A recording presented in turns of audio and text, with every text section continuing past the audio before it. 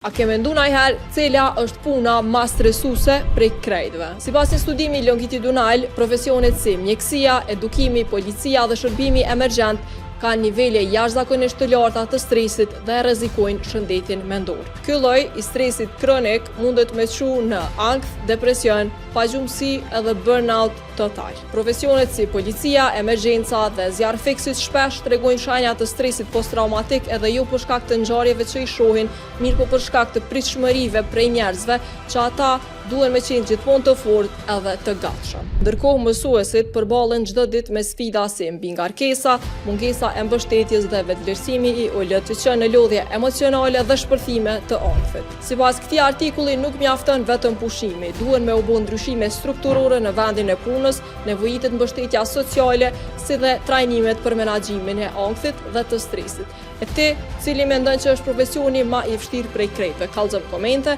edhe për ma shumë video si kjo, subscribe Urban FM 103.5 në YouTube, pse jo krejt platforma tjera.